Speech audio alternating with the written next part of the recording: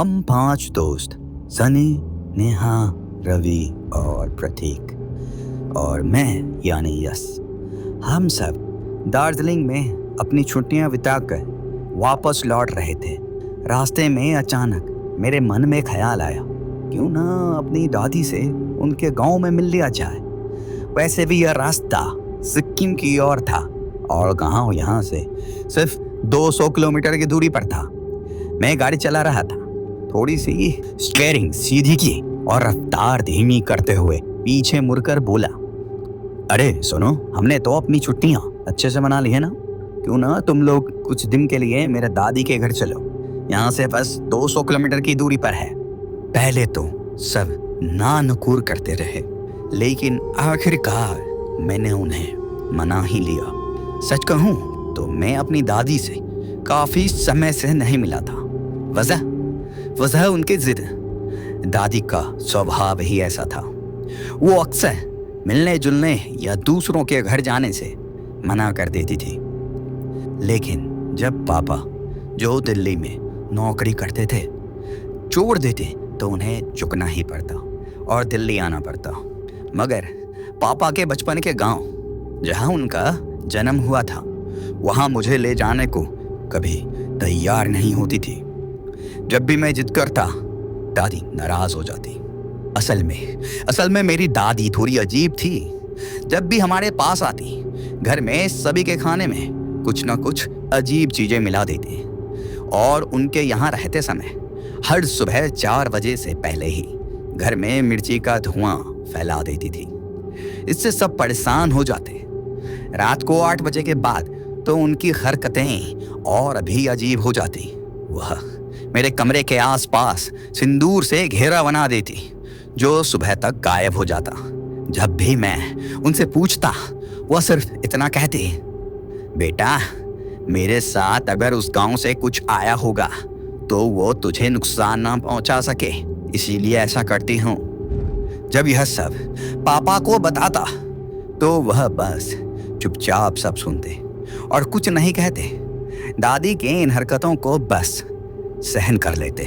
पर मम्मी तो काफी परेशान हो जाती थी।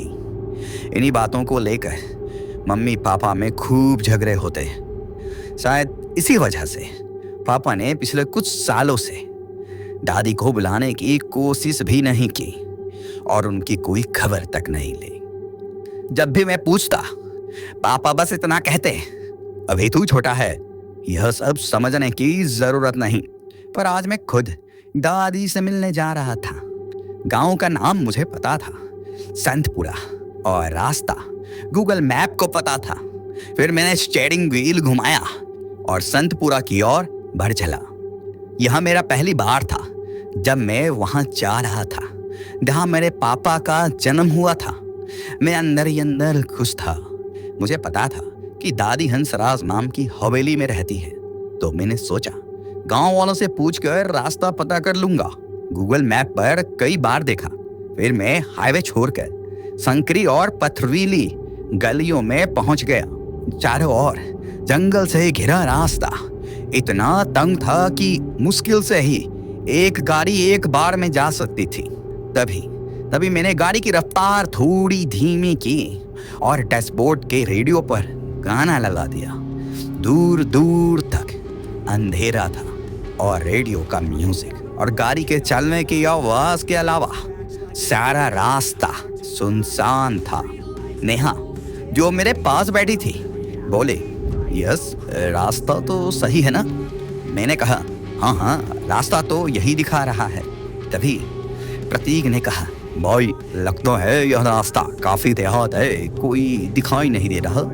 मैंने जवाब दिया, अरे, पहाड़ी इलाकों के रास्ते अक्सर ऐसे ही होते हैं।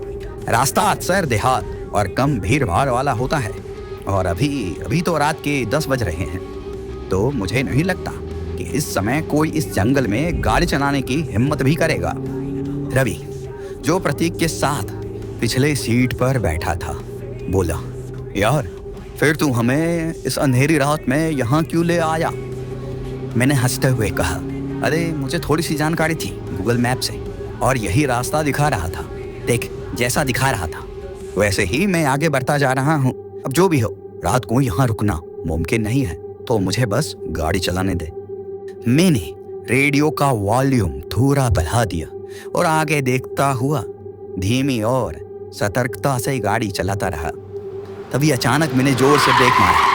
सभी लोग जो अब तक शांत माहौल का आनंद ले रहे थे एकदम चौंक गए और इधर उधर हो गए। प्रतीक ने खुद को संभालते हुए कहा, भाई ब्रेक क्यों मारा? मैंने थोड़ी उलझन में कहा, मुझे लगा कि मैंने अपनी दादी को यहाँ देखा। फिर प्रतीक बोला, अबे थकान का नशा वसा हो गया है क्या? दादी यहाँ जंगल में इस वक्त क्या कर रही होगी? तभी मैंने देखा कि मेरे सभी साथी मेरे ही चेहरे की ओर देख रहे थे। अब मुझे खुद पर शर्म आ रही थी। तभी नेहा बोली, यस देखो, अब रात बहुत हो गई है और मजाक का अब कोई कारण नहीं है। अगर तुम थक गए हो तो रवि या प्रतीक को गाड़ी चलाने दो, वो चला लेंगे। मैंने भी ज्यादा बहसबाजी नहीं की और मैंने अब गाड़ी की कमान रवि के हाथों में दे दी और पिछली सीट पर जाकर सोने लगा। पता नहीं मुझे सोए कितना समय हो गया था, लेकिन जब मेरी आंखें खुली तो मैंने देखा कि अब गाड़ी रवि नहीं नेहा चला रही थी। मैंने पूछा, क्या हुआ रवि, तुम भी मेरे तरह थक गए क्या? लेकिन वो अब भी अपने आप में ही खोया था। तभी मेरी बात का जवाब देते हुए प्रतीक ने कहा, अबे सालो, तुम लोग कौन सा नशा वसा करके गाड़ी चला रहे थे? दोनों को कुछ ना कुछ दिख ही रहा था। अगर कुछ बचा है तो मुझे भी दे दो, मैं भी कर लूंगा। नेहा यह बात सुनते ही हंस पड़ी। तकरीबन सुबह के 3 बज चुके थे। हम संतपुरा के गांव की सीमा में दाखिल हो गए। अब दिक्कत यह थी कि इससे आगे का रास्ता ना मुझे पता था और ना ही गूगल मैप महोदय को, जो सोचा था कि गांव वाले से पूछ लेंगे, पर यहाँ तो कोई दिख ही नहीं रहा था। तो सुबह तक गाड़ी में ही इंतजार करने के अलावा कोई रास्ता ही नहीं बचा। कुछ ही देर में वो चारों खाने चित होकर नींद के आगोश में समा गए। पर मुझे नींद नहीं आ रही थी, क्योंकि मैं पहले ही सो चुका था। पहली बार अपने गांव आया था तो सोचा कि थोड़ा वॉक पे ही निकल लेता हूँ। मैं कार का दरवाजा खोलकर बाहर निकला। कार में हीटर चल रहा था। तब इतनी ठंड लग रही थी, बाहर तो मानो मैं नॉर्थ पोल पर आ गया हूँ। सिर्फ बर्फ नहीं थी। मैं थोड़ा इधर उधर घूमा। यहाँ का रास्ता कुछ झोपड़ियों के आगे लगे लालटेन या मसालों से रोशन हो रही थी। ज्यादा रोशनी नहीं थी, पर इतनी थी कि वहां की झोपड़ियां दिख जाए। लेकिन जहां वो रोशनी नहीं पहुंच रही थी, वहां इतना घना अंधेरा था कि हाथ को हाथ ना दिखे तो मेरी कार कैसे दिखती। तो मैंने अपने कार को आसानी से इस अंधेरे में ढूंढने के लिए कार की इंडिकेटर्स लाइट्स ऑन कर दी। अब मुझे मेरी कार तो नहीं, पर हवा में तैरता लाल रंग की बत्ती, जो कि कार की ही थी, उस अंधेरे में दिख रही थी। मैंने अपने जेब में सिगरेट के लिए टटोला और फिर लाइटर के लिए, पर लाइटर चल नहीं रही थी। लेकिन ऐसी स्थिति के लिए ही मैं हमेशा सिगरेट की डिब्बी और लाइटर अपनी कार के फ्रंट ड्रॉवर में रखता हूँ। तो मैं फिर अपने कार की तलाश में उसी रास्ते पर बढ़ चला जहाँ से मैं आया था। कुछ ही देर में मुझे वही तैरती रोशनी दिखी और मैं कार के पास जाकर उसमें फ्रंट ड्रॉवर खोलने ही वाला था। फिर मुझे सामने से कुछ आते लोग दिखाई दिए। ये एक आदमियों का समूह था जो दूर से आता दिख रहा था। अब मैं यह पक्के तौर पर तो नहीं कह सकता कि ये आदमी ही थे, औरत नहीं, पर जो भी थे वो इतनी रात को इतने अंधेरे में एक साथ कहाँ जा रहे थे, ये समझ नहीं पा रहा था। और कभी कभी वो दिखते और कभी कभी अंधेरे में खो जाते। थोड़ा साफ देखने के लिए मैं कार में बैठा और कार की फ्रंट लाइट यानी हेडलाइट ने ऑन कर दी। पूरा कच्चा रास्ता रोशनी से भर गया, लेकिन अब वो लोग दिखाई नहीं दे रहे थे। मैं बस उसी तरफ देख रहा था कि तभी मेरी कार की हेडलाइट अपने आप धीरे धीरे धीमी होने लगी और फिर बंद हो गई। लेकिन तभी ऐसा लगा कि वो लोगों का समूह मेरे कार के सामने से गुजर गए। अजीब बात यह थी कि जैसे ही वह थोड़ा दूर गए, कार की हेडलाइट फिर से चालू हो गई। मैं उन्हें फिर से देखने के लिए कार से नीचे उतरा और जो मैंने देखा उस पर मैं खुद भी विश्वास नहीं कर पाया। जैसे ही वो लोग मसालों की रोशनी के संपर्क में आते, मसाले बुझ जाते और जैसे ही वो दूर जाते वो फिर से जल उठते। मैं उन्हें केवल चांद की रोशनी में ही थोड़ा थोड़ा देख पा रहा था। मेरी आंखें अचानक काफी भारी और थकी सी लगने लगी। आंखें बंद होने लगी। मैं उबासी लेते हुए कार के अंदर जाकर सो गया। जब मेरी आंखें खुली तो कार में मैंने किसी को नहीं पाया। मैं कल की घटना को याद करते हुए सोचने लगा कि कहीं उनके साथ कुछ हो ना गया हो। तेजी से कार से उतरा और उतरते ही गिर पड़ा। तभी मैंने देखा कि रवि किसी से बातें कर रहा था और वो मुझे देखते ही बोला, यस, एक ही रात कार में सोया और सब भूल गया क्या? तभी मैंने देखा कि सिर्फ रवि ही नहीं, वो सभी वहीं थे और एक आदमी से बातें कर रहे थे। पर मेरे मन में तो कल वाली बातें घूम रही थी। पर मुझे अब यकीन नहीं हो रहा था कि जो मैंने देखा वो सपना था या सच। मैंने इस बात को वहीं दफना देने का निश्चय किया और कहा, अरे तुम लोग यहाँ क्या कर रहे हो? मेरी बात को थोड़ा नाटकीय अंदाज में जवाब देते हुए रवि बोला, भाई ये गांव तो काफी इंटरेस्टिंग है। मैं अपने कपड़े साफ करते हुए बोला, और वो कैसे? नेहा बोले, अरे ये लोग भी ना। प्रतीक बोला, अरे ये मोहद्दे। उसने गांव के एक आदमी की ओर इशारा करते हुए कहा, बोल रहे हैं कि इस गांव में एक चुड़ैल का साया है और रात को यहाँ आत्माएं घूमती है। मैंने कहा, अच्छा, और कब घूमती हैं ये आत्माएं? उस गांव वाले ने इस बार जवाब दिया, रात में बाबू साहब, रात में। और सिर्फ आत्माएं ही नहीं, यहाँ एक अप्सरा जैसी दिखने वाली चुड़ैल भी है बाबू। रात को जो अपने घरों से निकलता है या तो उसे वो आत्माएं ले जाती हैं या फिर वो चुड़ैल। फिर रवि ने कहा, हम रात को बाहर ही कार में सोए थे, मुझे तो कोई नहीं दिखा। तभी मुझे रात वाली बात फिर से याद आ गई और मैं चिल्ला पड़ा, बस बहुत हुआ, ये भूत प्रेत का कुछ नहीं होता ऐसा।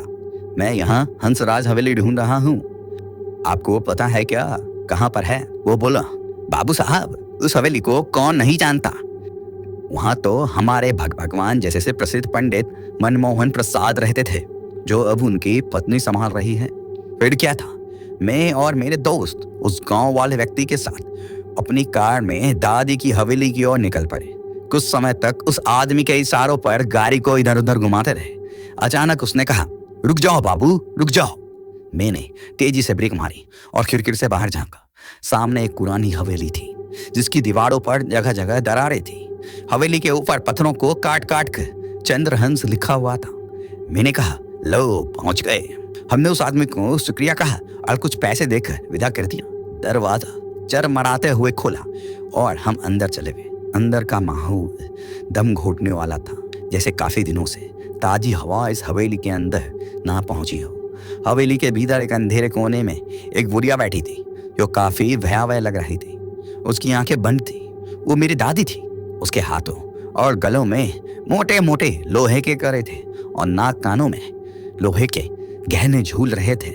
उसके एक हाथ में रुद्राक्ष की माला थी जिसे वो लगातार जप रही थी।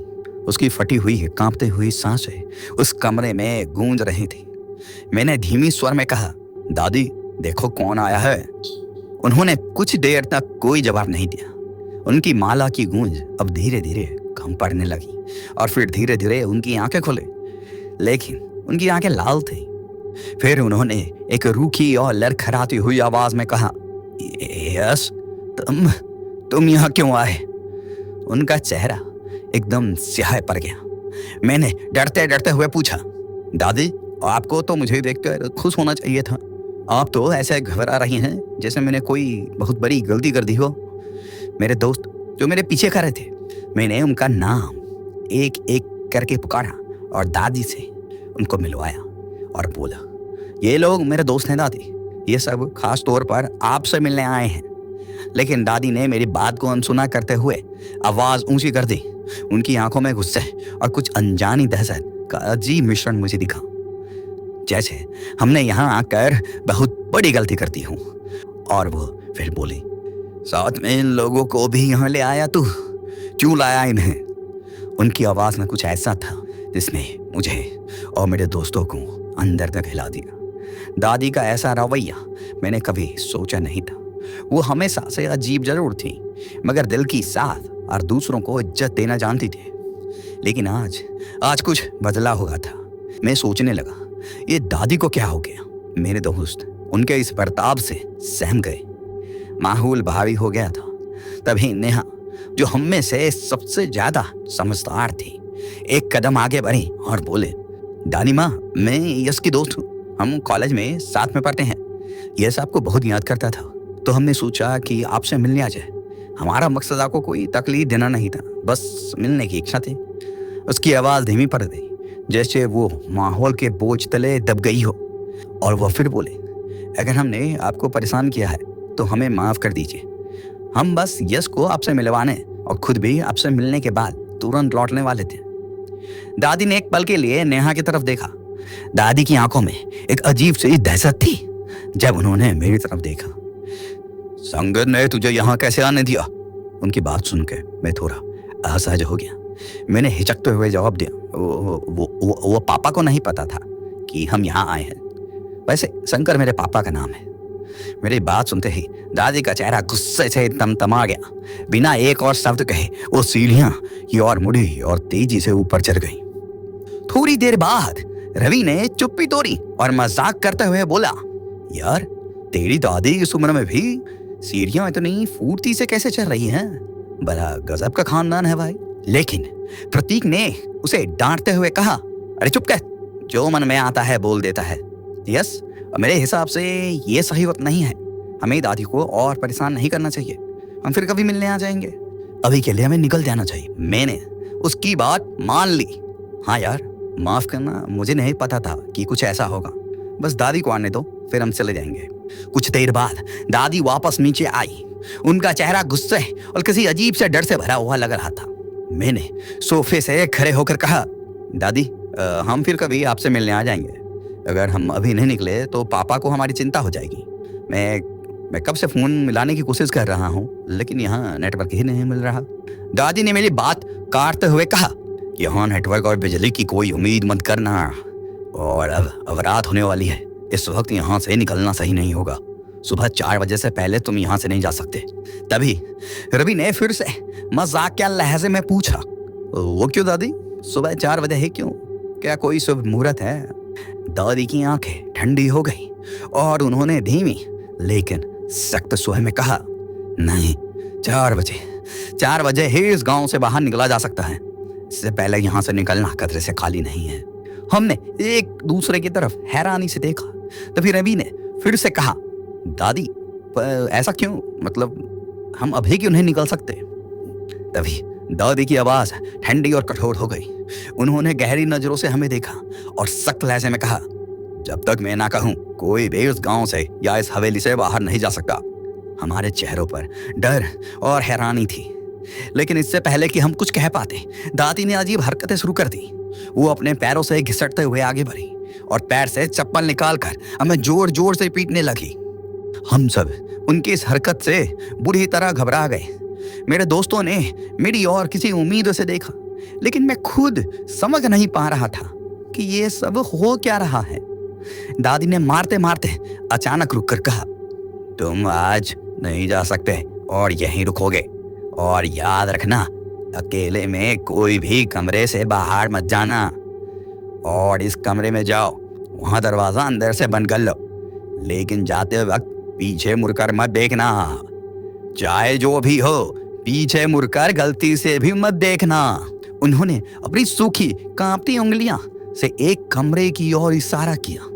उनकी आंखें अब और भी गहरी और खाली लग रही थी, जैसे उनमें कोई भावना ही नहीं बची थी। उनकी इस अजीबोगरीब चेतावनी ने मेरे मन में शक और डर को बढ़ा दिया। अब मुझे पूरा यकीन हो गया था कि दादी सचमुच पागल हो चुकी है, और पागल हो भी क्यों ना। इतने सालों से इस वीरान जगह पर अकेले बिना किसी सहारे के रहने का असर आखिरकार उनके दिमाग पर आ ही गया होगा। शायद मेरे दोस्तों के दिमाग में भी यही ख्याल आ रहा था, क्योंकि उन्होंने दादी के इस बर्ताव पर एक भी शब्द नहीं कहा। वो चुपचाप बस खड़े रहे और उनकी ये हरकतें सहन करते रहे। हमने वही किया जो दादी ने कहा था। डर और संशय के बीच हम धीरे धीरे उस कमरे की ओर बढ़े। कोई भी पीछे मुड़ने की हिम्मत नहीं कर रहा था। कमरे के अंदर जाते ही हमने दरवाजा अंदर से बंद कर लिया। दरवाजा बंद करते ही मेरे शरीर में अजीब सा हल्कापन महसूस हुआ। ऐसा लगा जैसे मेरे कंधों पर कोई अनदेखा वजन था जो अब अचानक उतर गया हो। मुझे लगा कि शायद वो थकान हो सकता था, पर अचानक क्या हुआ जो थकान गायब सा हो गया। तभी नेहा ने फुसफुसाते हुए कहा, तुम लोगों को भी ऐसा लग रहा है जैसे हम पर से कोई बोझ हट गया हो? हम सभी ने सहमति में सिर हिलाया। फिर मैंने कहा, हाँ नेहा, ऐसा मुझे लग रहा है कि जैसे कि मेरे कंधे पर कोई बोझ था जो अचानक हट गया है। तभी सनी और रवि के पेट की आवाज पूरे कमरे में गूंज गई। नेहा ने धीरे से कहा, यार भूख तो मुझे भी लग रही है। मैंने भी हामी भरते हुए कहा, हाँ यार भूख तो मुझे भी लग रही है। प्रतीक ने माथे पर सिकंद डालते हुए बोला, पता नहीं यार, दादी माँ हमें खाना भी देंगी या भूखे ही मार देंगे। उसकी ये बात सीधे मेरे दिल में चुभ गई। लेकिन ये तो सच था कि हम इतनी दूर से उनसे मिलने आए थे और उन्होंने चाय तक पूछने की जहमत नहीं उठाई थी। मैं ये सब मन में ही सोच रहा था कि अचानक मुझे एक ख्याल आया। फिर मैंने बोला, यार वो जो कुछ चिप्स और कोल्ड ड्रिंक थी ना, आज उसी से काम चला लेते हैं। कल सुबह यहाँ से निकलने के बाद किसी अच्छे से होटल में जाकर भरपेट खा लेंगे। पर नेहा मेरी बात को बीच में काटते हुए कहा, पर वो सब तो बाहर गाड़ी में ही रखा है। तभी सनी तपाक से बोल पड़ा, तो क्या हुआ नेहा? नेहा थोड़ी असहज होकर बोली, पर दादी। सनी ने उसकी बात को बीच में ही रोका और कहा, क्या नेहा तुम भी? अरे कुछ नहीं होगा, बस बाहर ही तो जाना है। लेकिन प्रतीक ने धीमी लेकिन गंभीर स्वर में कहा, नहीं सनी, मुझे नहीं लगता कि हमें बाहर जाना चाहिए। सनी हंसते हुए बोला, क्या यार तुम भी? दादी ने जो 4 तरह की बातें कर दी, तुम सब डर ही गए। मैं तो जा रहा हूं, पर किसी और को भी मेरे साथ आना पड़ेगा। रवि ने ताली बजाते हुए चुटकी ली। क्यों, अकेले जाने से डर लग रहा है क्या? सनी ने उसकी बात को हंसी में उड़ाते हुए कहा, अबे बच्चा समझ रखा है क्या? मैं अकेला ज्यादा से ज्यादा 3 लोगों का चिप्स और कोल्ड ड्रिंक उठा सकता हूँ, तो कोई तो हो जो बाकी का सामान भी ले जाए और एक बार में ही काम निपट जाए, नहीं तो दादी माँ ने देख लिया तो खैर नहीं। तभी सनी और रवि ने निश्चय किया कि वो बाहर जाकर देखेंगे। नेहा में और प्रतीक सनी को पीछे से देखते रहेंगे और जैसे ही दादी दिखेगी उन्हें अलर्ट कर देंगे। हमने प्लान बना लिया और तीनों दरवाजे की तरफ बढ़ गए। मैंने दरवाजा खोलने की कोशिश की, लेकिन वो बाहर से बंद था। मैंने सबके चेहरों की ओर देखा और कहा, यार दादी ने लगता है दरवाजा बाहर से बंद कर दिया, अब क्या करें? सनी चिड़चिड़ाते हुए बोला, क्या करना है, बैठो और भूल से मरो सुबह तक। हम सब बुझे हुए वहां फर्श पर बैठ गए। बैठे बैठे कब नींद आ गई पता ही नहीं चला। जब मेरी आंखें खुली तो मैंने आधी खुली और आधी बंद आंखों से देखा कि सभी दीवार से सटे एक बड़े अलमारी को हटाने की कोशिश कर रहे थे। मैंने आंखें मलते हुए और जमाई लेते हुए पूछा। हम सब बुझे हुए से वहां फर्श पर बैठ गए। बैठे बैठे कब नींद आ गई पता ही नहीं चला। जब मेरी आंख खुली तो मैंने आधी खुली और आधी बंद आंखों से देखा कि सभी दीवार से सटे एक बड़े अलमारी को हटाने की कोशिश कर रहे थे। मैंने आंखें मलते हुए और जम्हाई लेते हुए पूछा, अबे तुम लोग क्या कर रहे हो? तभी रवि बोला, अबे कुंभकर्ण की औलाद, उठ और हमारी मदद कर। मैं उनींदा सा उनके पास गया और पूछा, अरे पर ये सब क्यों? नेहा बोली, अरे प्रतीक को यकीन है कि इस अलमारी के पीछे कोई खिड़की है। मैंने हैरानी से पूछा, उसे ये कैसे पता? तभी प्रतीक ने जवाब दिया, अरे तुम सब सो गए थे, पर मुझे भूख के कारण नींद नहीं आ रही थी, तो मैं गाड़ी की चाबी को हवा में उछाल उछाल कर कैच कर रहा था। गलती से चाबी अलमारी और दीवार के बीच की छोटी सी जगह में गिर गई। जब मैं चाबी निकालने गया और मोबाइल की रोशनी डाली तो मुझे ऐसा लगा कि शायद यहाँ कोई खिड़की है। पक्के तौर पर तो नहीं कह सकता, पर दीवार अंदर की तरफ धसी हुई है, बिल्कुल खिड़की के आकार में। हो सकता है कि ये खिड़की ही हो। मैंने ध्यान से उस जगह को देखा। सच में दीवार में एक अजीब सा हिस्सा था जो किसी खिड़की की जैसा लग रहा था। मेरे अंदर अचानक जिज्ञासा जाग उठी, शायद ये खिड़की हो सकती है, चलो देखते हैं। मैंने भी उनकी मदद करनी शुरू कर दी। अब सब मिलकर उस भारी अलमारी को धीरे धीरे धक्का देने लगे। कुछ ही देर में वह भारी अलमारी हट गई और हमारे कपड़े इतने गंदे हो गए जैसे हम कीचड़ में गिरकर उठे हों। तभी सनी बोला, यार इतनी भारी अलमारी है, क्या है इसमें? मैंने बात काटते हुए कहा, अरे कुछ भी हो, रास्ता तो मिल गया। असल में यह खिड़की बाहर की ओर थी, यानी सड़क की तरफ, और हमारी कार यहाँ से साफ नजर आ रही थी। यह कमरा ग्राउंड फ्लोर पर था। रवि और सनी बिना देर किए खिड़की से कूद गए, लेकिन तभी सनी ने हमारी तरफ अजीब नजरों से देखा, जैसे कुछ कहने वाला हो, पर एक भी शब्द नहीं बोला। हम तीनों खिड़की से उन्हें ही देखते रहे। तभी सनी और रवि ने सामान को अपने पास कार से निकाला और उसे समेटते हुए एक हाथ से डिक्की बंद करने लगे। डिक्की बंद करके वो दोनों हमारी तरफ मुड़े, लेकिन फिर अचानक पीछे की ओर देखने लगे। मैंने चीख कर कहा, अबे अंदर आ, जल्दी आ। अब क्या देख रहा है पीछे? लेकिन सनी और रवि पीछे ही मुड़े रहे, जैसे किसी को देख रहे हों। और फिर उन्होंने किसी से बात करना शुरू कर दिया। मैंने नेहा और प्रतीक की तरफ देखा और पूछा, अरे ये किससे बातें कर रहा है? प्रतीक ने जोर से आवाज लगाई, अबे किससे बातें कर रहा है? भूख लगी है, खाना जल्दी ला। लेकिन ऐसा लग रहा था या तो वो जानबूझकर वो हमारी बात को अनसुना कर रहे थे, या फिर अचानक बहरे हो गए थे, क्योंकि प्रतीक ने इतनी तेज आवाज में पुकारा था कि अगर वो किसी दूर के गांव में भी होते तो भी उसकी आवाज वहां तक पहुंच जाती। अब ये साले वही प्रैंक कर रहे हैं। प्रतीक झंझलाते हुए बोला, अबे यहाँ भूख से बेहाल पड़ा हूं और इनको इस वक्त मजाक सूझ रहा है। इतना कहते ही प्रतीक खुद खिड़की से कूदकर बाहर उनकी तरफ भागा, लेकिन जैसे ही वह उनके करीब पहुंचा, सनी और रवि वहां से किसी एक दिशा में चलने लगे। प्रतीक उन्हें पुकार रहा था, लेकिन उसकी आवाज हम तक नहीं पहुंच रही थी। मैंने नेहा की तरफ देखा और कहा, भाई ये क्या माजरा है? प्रतीक का मुंह तो हिल रहा है, लेकिन उसकी आवाज कहाँ गायब हो गई? खिड़की से हम जितना देख सकते थे, वहां से सनी और रवि किसी से बातें करते हुए दूर जा रहे थे। प्रतीक कुछ दूर तक उनके पीछे गया और फिर हमारी ओर लौटने लगा। अंदर आते ही मैंने गुस्से में प्रतीक के मुंह पर चपटते हुए कहा, अबे तू भी? प्रतीक ने दर्द भरी आवाज में कहा, अबे तू भी क्या? नेहा बोली, क्या प्रतीक, तुम्हें उन्हें लाने भेजा था और तुम भी प्रैंक में शामिल हो गए? प्रतीक असमंजस में था और घबराई हुई आवाज में बोला, कोई मुझे बताएगा कि मैंने किया क्या? मैंने कहा, अबे तू कुछ बोल क्यों नहीं रहा था? प्रतीक बोला, कितनी बार आवाज तो लगाई, वो सुन ही नहीं रहे थे और अचानक चल दिए। मैं उनके पीछे गया पर अचानक किसी गली में मुड़ गए, पता ही नहीं चला कि किधर गए। तभी दरवाजा चरमराते हुए खुला। हमने पीछे मुड़कर देखा तो दादी ने खोला था दरवाजा। तभी दादी ने कहा, खाना लग गया है, आओ खा लो, लेकिन पीछे मुड़कर मत देखना। मैंने घबराई सांस लेते हुए कहा, क्या दादी आप भी? ये पीछे मुड़ जाएंगे तो क्या हो जाएगा?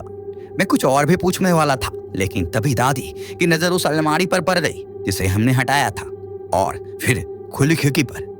अचानक दादी जोर से चीख पड़ी। उनकी चीख ने पूरे कमरे में एक अजीब सी ठंड भर दी। मैंने घबरा कर कहा, नेहा दादी को संभालो। मैं और नेहा भागकर दादी के पास गए। हमने उन्हें धीरे धीरे फर्श पर बैठाया और उनके चेहरे पर पानी के छींटे मारे। जैसे ही उन्हें होश आया, वो कांपती आवाज में बोले, तुम में से कोई बाहर तो नहीं गया? मैंने जवाब दिया, नहीं बस। दादी ने बात काटते हुए कहा, बस क्या, कोई गया है कि नहीं? मैंने हकलाते हुए कहा, बस रवि सनी बाहर गए थे। पर दादी की आंखें एकदम बड़ी हो गई। उन्होंने जोर से पूछा, पर वो कहाँ है? मैंने थोड़ा संभल कर कहा, अरे दादी कुछ नहीं, वो लौट आएंगे। पर दादी ने फिर पूछा, पर वो कहाँ है?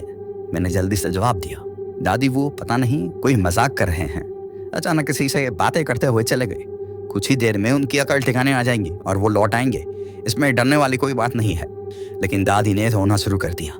वो सुबकते हुए बोली, मैंने तुमसे कहा था बाहर मत जाना, लेकिन तुमने मेरी बात नहीं मानी। एक तो तुम लोग इस गांव में आ गए और फिर बाहर भी चले गए। मैंने उन्हें दिलासा देने की कोशिश करते हुए कहा, दादी आप रोइए मत, मैं जाकर उन्हें ढूंढ लाता हूँ।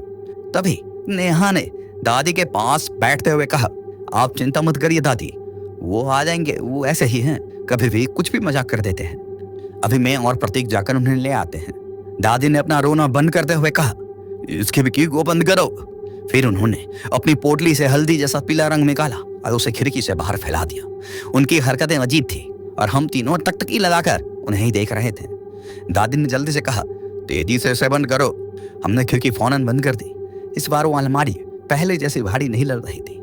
मैंने नेहा से कहा, चलो उन्हें ढूंढते हैं। तभी जैसे ही मैं और नेहा बाहर जाने वाले थे, दादी रास्ते के बीच में आकर सख्त आवाज में बोली, तुम में से कोई बाहर नहीं जाएगा। उन्होंने गहरी सांस लेते हुए कहा, शायद वो ले जा चुकी होगी, लेकिन फिर भी वो तुम्हारे दोस्त है और मैं एक बार जरूर निश्चित करना चाहूंगी कि कहीं कोई चमत्कार ना हो गया हो और उन्हें वो नहीं ले गई हो। नेहा ने फौरन पूछा, कौन दादी, कौन ले गई होगी? दादी की आवाज धीमी लेकिन सख्त थी, वो पिशाचिनी। हम तीनों खड़े के खड़े रह गए। मैं देख सकता था कि दादी का शरीर कांपने लगा था, लेकिन इस बार यह डर के कारण नहीं था। उनकी आंखों में गुस्सा दिख रहा था। मुझे और नेहा को ठीक से रास्ता भी नहीं पता था और मेरे दोस्त भी नए थे इस जगह पर, और बिना दादी के सही रास्ता ढूंढना मुश्किल होता। मैंने कहा, दादी आप अकेले मत जाइए, मैं भी साथ चलूंगा। लेकिन दादी नहीं मानी। उन्होंने जिद पकड़ ली थी कि वो अकेले ही जाएगी। काफी देर की जिद और लगभग 10 मिनट की बहस के बाद आखिरकार दादी ने हार मान ली। उन्होंने गहरी सांस ली और कहा, ठीक है, लेकिन तुम लोगों ने पहले ही काफी गलतियां कर दी हैं। अगर यहाँ कोई और होता तो अब तक जिंदा नहीं बचा होता। फिर उन्होंने सख्त लहजे में कहा, इस बार मेरी हर बात ध्यान से सुनना। जैसा मैं कहूँ उससे ज्यादा कुछ करने की जरूरत नहीं है। मैंने फौरन हामी भर दी। नेहा और प्रतीक ने भी सहमति में सिर हिला दिया। दादी आगे बोले, अगर पीछे से कोई आवाज सुनाई दे तो सीधे पलट कर मत देखना। पहले अपनी गर्दन सीधी रखकर आसपास का माहौल को समझने की कोशिश करना। अगर पीछे मुड़ना ज्यादा जरूरी लगे तो मुंह सीधा रखकर सिर्फ हल्का सा पीछे झांकना। कोई भी सीधा पलट कर नहीं देखेगा। हम में से किसी को भी शायद दादी की पूरी बातें समझ नहीं आ रही थी, लेकिन फिलहाल उनकी हर बात मान लेना ही सही था। हम सब कमरे से बाहर निकलने लगे। मैं दरवाजे तक पहुंचा और जैसे ही दरवाजा खोला, देखा कि बाहर अंधेरा हो चुका था। सूरज का कोई नामो निशान नहीं था। हम बाहर ही जाने वाले थे कि दादी फिर से वहीं जमीन पर जैसे जम गई। उनके चेहरे पर चिंता की लकीरें थी। उन्होंने तेज आवाज में कहा, हम रात को बाहर नहीं जा सकते। नेहा चिर कर बोली, लेकिन क्यों दादी? दादी ने झुंझलाते हुए कहा, बेवकूफ लड़की, दिखता नहीं रात हो चुकी है। मैंने कहा, हाँ रात हो चुकी है तो क्या? लेकिन दादी ने कहा, अभी के अभी दरवाजा बंद कर, अभी के अभी, हम कल सुबह बाहर जाएंगे। नेहा अब घबरा चुकी थी। उसने कहा, यार अगर वो प्रैंक कर रहे होते तो अब तक आ जाते। मुझे नहीं लगता कि ये प्रैंक है। मुझे उनकी बहुत चिंता हो रही है, कहीं उन्हें कुछ हो ना गया हो। मैंने कहा, अरे तू चिंता मत कर, एक काम कर, रात हो गई है, तेरा जाना ठीक नहीं होगा। तू दादी के साथ रुक, मैं और प्रतीक जाकर उन्हें ढूंढते हैं। लेकिन दादी बिल्कुल भी मानने को तैयार नहीं थी। दादी से जितना हो सकता था हमें बाहर जाने से रोका, लेकिन हम नहीं माने। नेहा को दादी के साथ छोड़कर हम दोनों निकल पड़े। कुछ देर तक हम दोनों उन्हें ढूंढते रहे, पर वो नहीं मिले। लेकिन मुझे वो लोग जरूर मिल गए जो उस रात मुझे दिखे थे, जिस रात मैं कार में था, जो अजीब और रहस्यमय तरीके से चल रहे थे। मैंने कहा, चलो इनसे पूछते हैं। वो थोड़ी दूरी पर थे। तभी प्रतीक बोला, यार तुम उन मसालों को देख रहे हो? मैंने फिर से देखा। वो लोग जैसे किसी मसाल के पास आते, मसाले बुझ जाते और जैसे ही दूर जाते मसाले फिर से जल उठते। अब मुझे डर लग रहा था, पर अब कोई चारा भी नहीं था।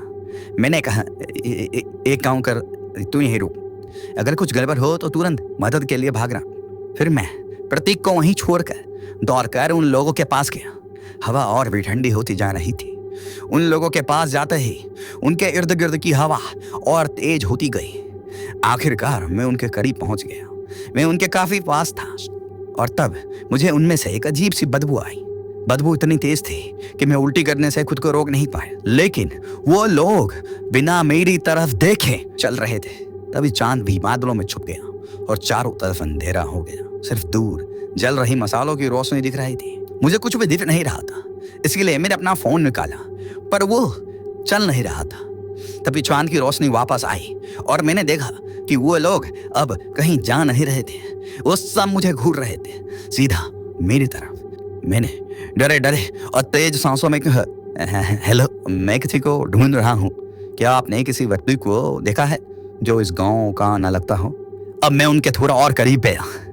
तब मुझे पता चला कि वो लोग कुछ चबा रहे थे। उनके हाथों पर लाल खून लगा हुआ था और मुझे लगा, मैंने उनके करीब देखा और मुझे लगा कि एक आदमी दूसरे आदमी का हाथ खा रहा था। उस हाथ में एक कंगन था, वही कंगन जो सनी का था, वैसा ही डिजाइन, वैसा ही चमकता हुआ जैसा सनी ने पहन रखा था। मैं काफी डर गया। लेकिन अब उन लोगों ने मुझे घेर रखा था। मैं उन्हें देखता रहा और वहां से भागने के इरादे से तेज दौड़ने लगा, लेकिन मैं उन्हें छू तक नहीं पाया। मैं तो उनके आर पार हो गया जैसे वो हवा में हो, लेकिन तभी मैं किसी चीज से टकरा गया और गिर पड़ा। शायद वो चीज उन्हीं के हाथ में थी। वो चीज मेरे आसपास ही गिरी होगी, मगर वो लोग पीछे से मुझे घूर रहे थे। तभी बारिश शुरू हो गई और काले बादल छा गए। अचानक बिजली करके और उस रोशनी के साथ वो लोग गायब हो गए, लेकिन उस जगह पर वो गिरी हुई चीज मुझे साफ दिखी। वो रवि का सिर था। सिर के चारों तरफ शायद हाथ पैर बिखरे हुए थे।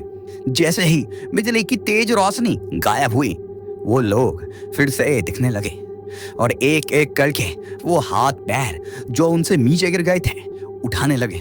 फिर उन्होंने उन्हें खाना शुरू कर दिया। मैं काफी डर गया था। मैं वहां से प्रतीक की दिशा में भागा।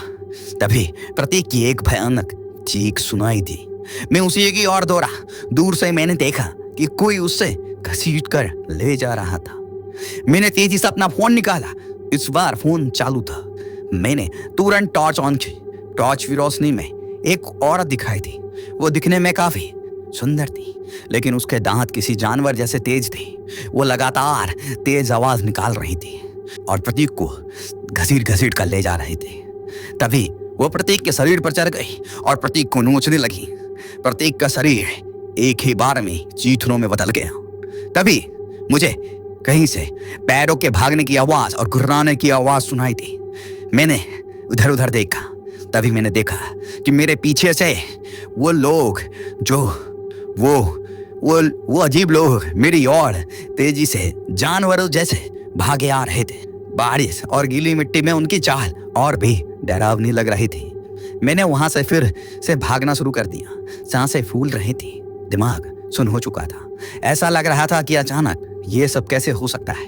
कुछ दूर भागने के बाद मैंने पीछे मुड़कर देखा तो मैंने देखा कि वो लोग मेरी तरफ नहीं बल्कि मरे हुए प्रतीक की ओर भाग रहे थे।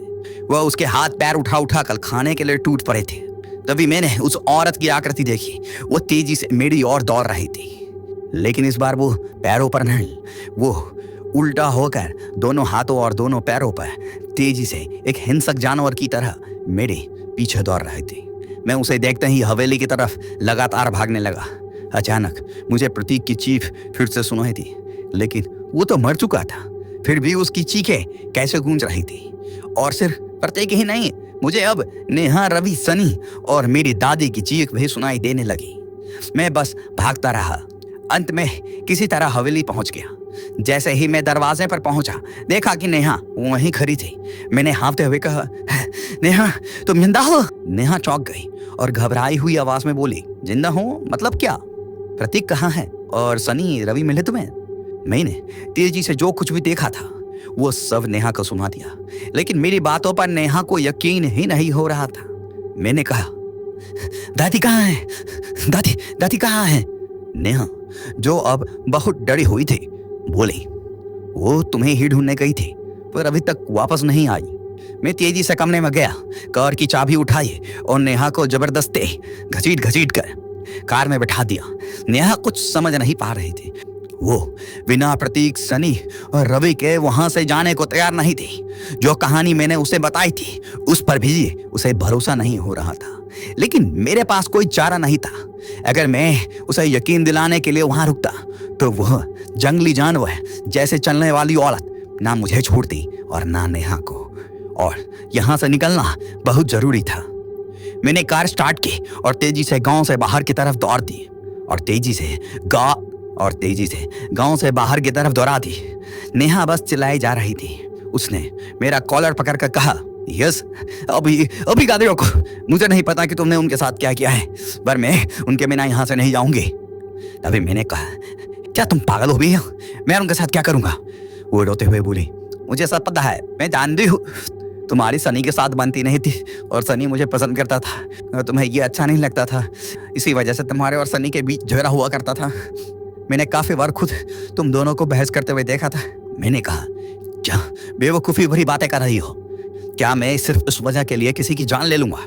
और अगर मान भी लो कि ऐसा है तो मैं दादी, रवि और प्रतीक को क्यों मारूंगा? नेहा बोली, ये सब मुझे नहीं पता, पर मैं उनके बिना नहीं जाऊंगी। तभी सामने वो लोग झुंड में खड़े दिखाई दिए। जैसे ही नेहा ने उन्हें देखा, वो चीखने लगी, बचाओ बचाओ। मैंने कहा, चुप चुप चुप कर, चुप रह, तुम्हारी वजह से हम दोनों भी मारे जाएंगे। पर नेहा बस चिल्ला रही थी।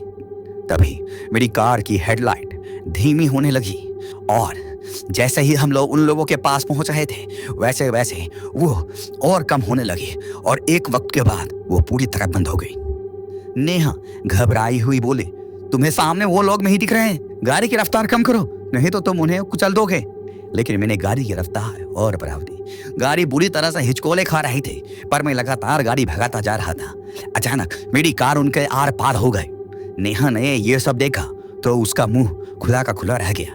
वो कांपती हुई बोली, वो कहाँ गए? उसने पीछे मुड़कर देखा। वो लोग अब पीछे मुड़कर हमें ही घूर रहे थे। नेहा ने कांपते हुए पूछा, वो कौन थे? मैंने कहा, शायद आत्मा आए। नेहा अब रोने लगी। वो सिसकते हुए बोले, मुझे माफ कर दो यस, मुझे माफ कर दो। मैंने कहा, अभी ये सब सोचने का वक्त नहीं है, पहले हमें यहाँ से निकलना होगा। तभी हमें एक धीमी धीमी चलने वाली आकृति को सड़क पर आगे जाते हुए देखा। कार की हेडलाइट भी अब धीरे धीरे फिर से जलने लगी थी।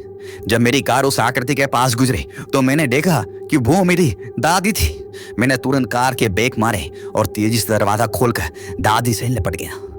मैंने कहा, दादी आप कहाँ चली गई थी? आप कहाँ थी? दादी को कार में बैठाया और पूछा, दादी आप कहाँ चली गई थी? दादी ने कहा, भूतकाल बदलने गई थी, तुम लोगों को यहाँ से रोकने के लिए, तुम लोगों को यहाँ आने से रोकने के लिए। मैंने गुस्से में कहा, दादी आप कुछ भी बोल रही है, ये सब कुछ नहीं होता। लेकिन उसी पल मेरे दिमाग में उन आत्मा और उस जंगली औरत का ख्याल आ गया। अगर वो सच हो सकते हैं तो अब भूतकाल क्यों नहीं बदला जा सकता? मैंने फिर पूछा, आप कैसे बदलेंगे भूतकाल? उन्होंने जवाब दिया, अभी कुछ ही देर में हम भूतकाल में होंगे। मैंने नेहा की तरफ देखा और कहा, नेहा सीट बेल्ट बांध लो। मैं खुद को समय में पीछे जाने की कोशिश के लिए तैयार कर रहा था। तभी दादी धीमी आवाज में बोले, अब हम भूतकाल में आ चुके हैं। मैंने चौंक कर कहा, क्या? अभी ये कैसे हो गया? वो फिल्मों जैसा कुछ नहीं हुआ, कोई दरवाजा, कोई पोर्टल, कोई कुछ भी नहीं। खुली हवा में हम सीधे भूतकाल में कैसे आ गए? मेरे मन में बहुत सारे सवाल थे। ऐसे कोई भूतकाल में कैसे आ सकता है? मैंने फिर पूछा, दादी आपको पूरा भरोसा है कि हम भूतकाल में हैं? और अगर हैं भी तो शायद हमें गाड़ी मोड़ लेनी चाहिए। मैं गाड़ी मोड़ने ही वाला था कि दादी ने चिल्लाकर कहा, नहीं सीधे चलते रहो। मैं छिटक गया और बोला, दादी हम सनी और रवि को बचा सकते हैं। लेकिन दादी ने कहा, गाड़ी मत मोड़ो और सीधे चलो। मैंने पूछा, पर क्यों? हम सीधे क्यों जा रहे हैं? दादी बोली, भूतकाल में हम ज्यादा पीछे नहीं जा सकते, सिर्फ कुछ ही दिन पीछे जा सकते हैं, और ये वही समय है जिस दिन तुम लोग यहाँ आए थे। तभी नेहा चिल्लाते हुए बोले, यस वो देखो, कोई औरत हमारी तरफ तेजी से आ रही है। मैंने और दादी ने पीछे देखा। वो कोई और नहीं, वही औरत थी जिसने प्रतीक को मारा था। मैंने कहा, नेहा खिड़की बंद कर दो। दादी ने कहा, ये पिशाचिनी है, ये इस गांव का श्राप बन चुकी है। लेकिन जब तक मैं इस गांव में हूँ, ये गांव से बाहर नहीं जा सकते। इसी वजह से मैं ज्यादा दिनों तक गांव से बाहर तुमसे मिलने नहीं आती थी और तुम्हें यहाँ आने नहीं देती थी। मैंने टोकते हुए कहा, दादी पर ये आए कैसे? फिर दादी ने कहा, तुम्हारे दादाजी प्रसिद्ध और महान ज्ञानी पंडित थे, लेकिन उनकी बढ़ती प्रसिद्धि ने उनमें घमंड भरना शुरू कर दिया। उनका ज्ञान उनके लिए अब श्राप बन गया था। वो हमेशा के लिए अमर होना चाहते थे। उन्होंने काली शक्तियों को बुलाया और उनसे अमर होने के उपाय जानने लगे। मैंने उन्हें बहुत समझाया, लेकिन वो नहीं माने। उन्होंने चोरी छिपे कई इंसानों की भी बलि देनी शुरू कर दी थी। जो काली शक्तियां कहती वो वैसा ही करते। एक दिन वो बहुत डरे हुए मेरे पास आए और मुझे सामान बांधने को कहा। मैंने सवाल किया तो उन्होंने बस इतना कहा कि काली शक्तियां पर भरोसा करके उन्होंने बहुत बड़ी गलती कर दी है। उन्होंने एक ऐसी आत्मा को जगा दिया है जो इस पूरे संसार को बर्बाद कर देगी। और उस दिन मैं तुम्हारे दादाजी के साथ इस गांव को छोड़ने वाली थी, लेकिन ये पिशाचिनी ने उसे मार दिया। मेरे सामने तुम्हारे दादाजी को घसीट कर लेके चली गई। तब से लेकर आज तक मैं इस पिशाचिनी को इसी गांव में अपने मंत्रों से बांध कर रखती हूँ, क्योंकि जो तुम्हारे दादाजी के साथ हुआ वो किसी के साथ ना हो। तभी मैंने बात काटते हुए कहा, दादी वो औरत जो हमारे कार के पीछे भाग रही है, मुझे बात पूरी करने का मौका भी नहीं मिला। वो औरत अचानक कार के ऊपर चढ़ गई और फ्रंट मिरर तोड़कर अंदर घुसने लगी। उसने नेहा को गले से पकड़कर उसे बाहर खींच लिया। नेहा चीखती रही, यस मुझे बचाओ, यस। लेकिन मैं भूत बना उसे देखता रहा। मैं कुछ नहीं कर पाया। कुछ ही पलों में पूरी कार खून से भर गई। नेहा की चीख गूंज रही थी, लेकिन वो धीरे धीरे कम होती गई। मैंने घबराकर ब्रेक मारा और वो पिशाचनी आगे गिर गई। उसके साथ नेहा भी थी, लेकिन अब वो कई टुकड़ों में बढ़ चुकी थी। मैंने गुस्से में कार को उसकी तरफ दौड़ा दिया, लेकिन ऐसा लगा जैसे कार उसे छू भी नहीं पाई। मैं बस पागलों की तरह कार भगाता रहा। 3 घंटे तक बिना रुके ड्राइव करने के बाद मैं उस जगह पर पहुंच गया जहां से कुछ देर पहले भूतकाल का सिलसिला शुरू हुआ था। मैं उस जगह पर पहुंच गया जहां पर मैंने जंगल में दादी को देखा था। तभी मैंने सोचा कि कार को मैं सड़क के बीचों बीच लगा दूंगा, लेकिन मेरी कार अचानक बंद पड़ गई और मैंने आगे बढ़ाने की काफी कोशिश की, पर वो टस से मस ना हुई। तब मेरा ध्यान गया कि डीजल खत्म हो चुका है। अब कार सड़क के किनारे जंगल में पूरे अंधेरे में थी। तभी दादी ने कहा, तुम यहीं रुको, मैं तुम्हें यहाँ आने से रोकती हूँ। और वो कार से बाहर चली गई और थोड़ी दूर जाकर जहां से मैं अभी गुजरने वाला था वहां पर साइड में जाकर खड़ी हो गई। मैं ये सब जीप के खिड़की से देख रहा था। चारों तरफ अंधेरा था। तभी मैं यानी मेरा भूतकार कार ड्राइव करते हुए वहां आया और दादी को देखते ही गाड़ी रोक दी। तभी मैंने देखा कि पिशाचनी अचानक कहीं से आ गई और दादी को उठाकर जंगल में चली गई। मैं कार से बाहर निकला और चीखने लगा, यश रुको यश, गांव में मत जाओ, दादी को मार दिया। मेरी चीखें जंगल में गूंज रही थी, लेकिन ऐसा लग रहा था कि मेरी आवाज उन तक पहुंच नहीं रही थी। मैं पागलों की तरह कार की तरह दौड़ने लगा, लेकिन तब तक दादी और वो पिशाचनी दोनों गायब हो चुकी थी और वो कार भी अब चली गई थी। फिर घंटों तक मैं जंगलों में रोता और भागता रहा, इस उम्मीद में कि वो पिशाचनी मुझे भी जल्द ही मार डाले। शायद मेरे अपनों को खोने का जो दर्द मुझ पर हावी था वो खत्म हो जाए इससे। थोड़ी देर बाद मैं जंगल से बाहर सड़क पर आ गया। मैं कटे फटे कपड़ों और चोटों से लहूलुहान था। तभी मैंने अपनी तरफ एक गाड़ी आते हुए देखी। इस बार गाड़ी में प्रतीक बैठा हुआ था। वो गाड़ी चला रहा था, लेकिन उसने गाड़ी रोकी नहीं, वो बस चलता ही रहा। सब कुछ बिल्कुल वैसा ही था जैसे तब हुआ था जब मैं पहली बार यहाँ आया था। तभी मैंने फिर से गुर्राहट की आवाज सुनी और फिर तो दोस्तों आपको ये कहानी कैसे लगी? क्या आप नहीं जानना चाहेंगे कि यस यानी मैं मर जाता हूँ या जिंदा रहता हूँ, और मैं इस भयानक स्थिति से निकलता कैसे हूँ? अगर हाँ, तो जल्दी से इस वीडियो पर 100 सब्सक्राइबर का टारगेट पूरा कर दो ताकि मैं इसका दूसरा पार्ट आपको सुना सकूं। तो चलिए, थैंक यू। दूसरी कहानी में मिलते हैं।